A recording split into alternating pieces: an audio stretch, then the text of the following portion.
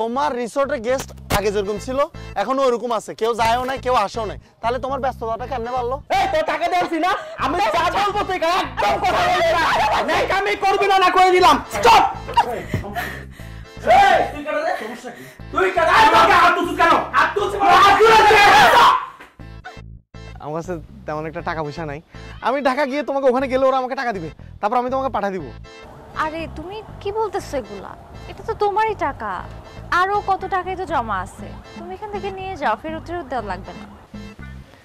ঠিক আছে, তুমিও ভালো থাকবা, আল্লাহ হাফেজ। আমার ভাবতে অবাক লাগছে যে মানুষটাকে আমি এত পছন্দ করি সেই মানুষটা এইরকম একটা জঘন্য কাজ করবে। কি ঘটনা স্যার, কি হয়েছে স্যার? বুঝলো কি ঘটেছে তুমি জানো না? প্রায় সময় স্যার ডিউটি শেষ হওয়ার আগে স্যার সে ঘুমিয়ে যায়, এই জিনিসটা তার আছে, তার হয়ে সরি স্যার।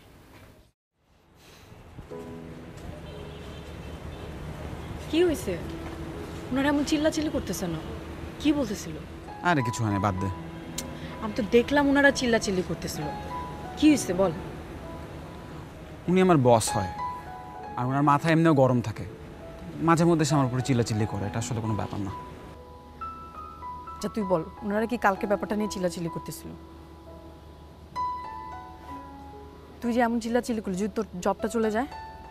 জব চলে গেলে যাক, ওই মাত্র যখন তোর উপর ফোর্সফুলি, তোর ইচ্ছার বিরুদ্ধে ফোর্সফুলি সবকিছু করার চেষ্টা করতেছিল, জাস্ট বিকজ একটা মেয়ে বেড শেয়ার করে, তার মানে এই না যে ওই মেয়েটার কোনো ইচ্ছা অনিচ্ছা নাই। আচ্ছা তুই আমার কথাটা বোঝার চেষ্টা কর, ঠিক আছে, বাট তুই অনেক ওভার রিয়েক্ট করছিস। যদি একটা পুলিশ কেস হয়ে যেত আর লোকটা যদি মারা যেত তখন কি হতো বল? রূপা, আমি রিয়্যাক্ট করি নাই। তোর জায়গায় যদি আরেকটা মেয়ে হয়তো আমি ঠিক এইভাবেই রিয়্যাক্ট করতাম। ওই লোকটার বোঝা উচিত যে একটা মেয়ের না মানে না, তাকে ফোর্স করা কোনোভাবেই যাবে না। যত যাই হোক, বাট সিচুয়েশনটা বোঝা ট্রাই কর। আর এখন ঠান্ডা হ, এখন এমন যদি ব্যবহার করিস তোর চাকরিটা চলে যাবে। চাকরি চলে গেলে তখন কি করবি? কি চুপ করে আছিস কেন? কি হয়েছে, এমন তাকাইছিস কেন? চল।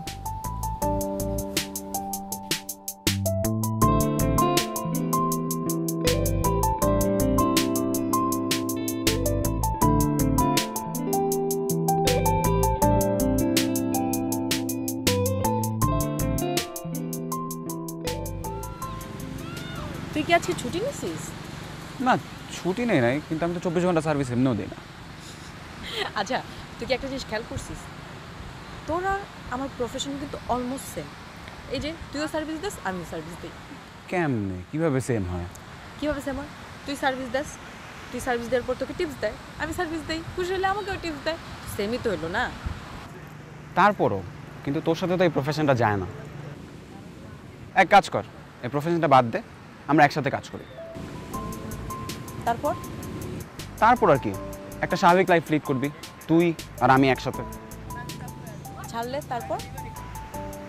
রূপা, যদি তোর সাথে কেউ সংসার করতে চায় তাহলে কি তুই ধান্দা ছেড়ে দিবি?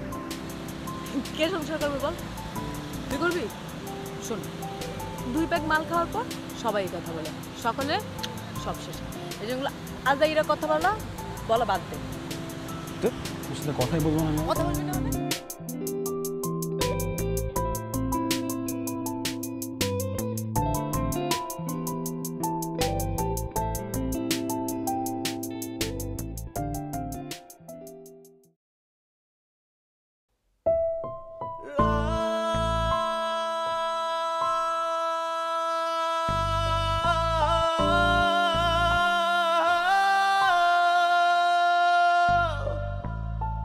ও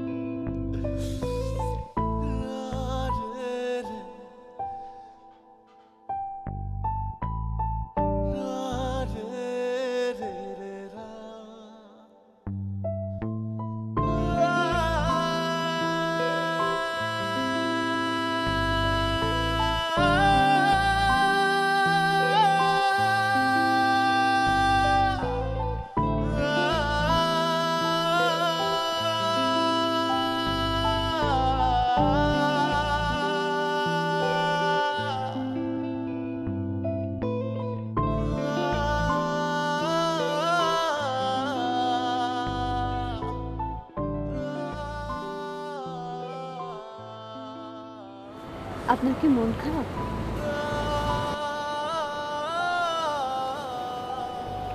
আমার প্রতিদিনই মন খারাপ থাকে, তাই মন খারাপ শব্দটা জীবন থেকে ফেলে দিচ্ছি। কিছু কিছু শব্দ চাইলেও ভুলে থাকা যায় না।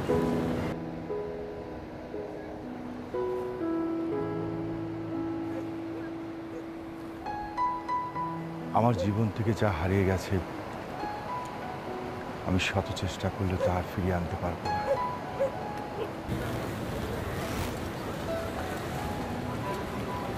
আপনি কি ওনাদের এখনো মিস করেন? মিস করি কিনা জানি না, তবে এখন মনে হয় আমি ভুল করেছি। আমি যদি সেদিন চেষ্টা করতাম, তাহলে আমাদের মধ্যে সম্পর্কটা আমি টিকিয়ে রাখতে পারতাম। অ্যাকচুয়ালি প্রতিটা সম্পর্কই তাদের মনের ব্যাপার, দুটো মানুষের মনের অভ্যন্তরীণ ব্যাপার। হয়তোবা আপনার আর আপনার ওয়াইফের চিন্তাভাবনা আলাদা ছিল, এজন্যই হয়তোবা আপনারা দুইজন দুই প্রান্তে। আর আমার রেনেসা, সেও হয়তো আপনাকে এখন অনেক মিস করে।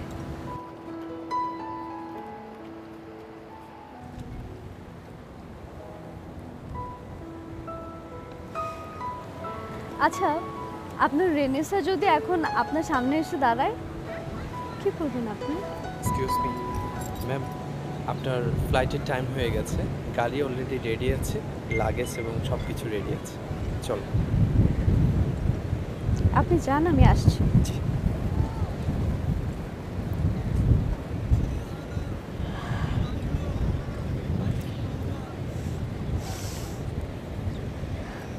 আসছি তাহলে।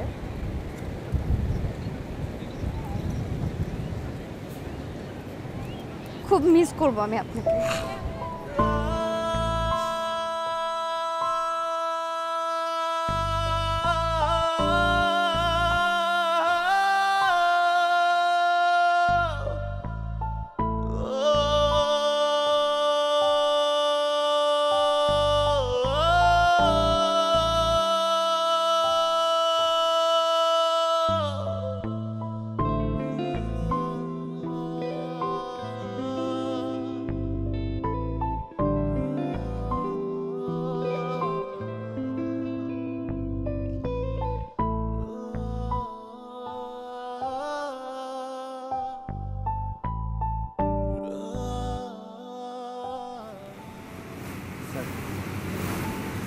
চলে গেছে?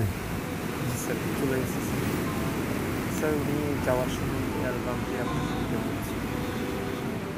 অ্যালবাম? তুমি যাও।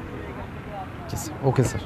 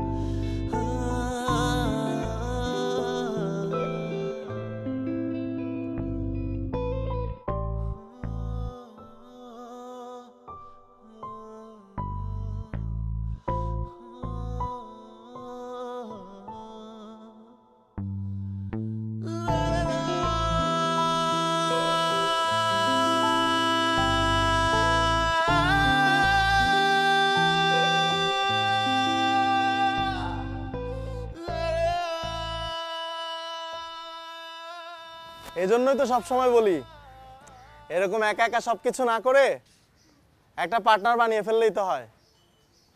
পার্টনার বানাতে গিয়ে এই দেয়ালে চাপা পড়ে যদি কারো স্বপ্ন নষ্ট হয়ে যায় সেটা তো আমি চাই না।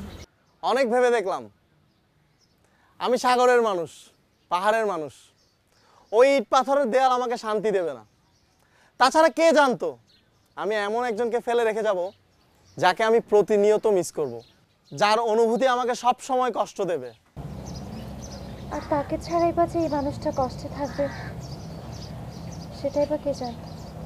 তাহলে আমরা কি পারি না একটা নষ্ট অতীত ভুলে গিয়ে একটা সুন্দর আগামী তৈরি করতে?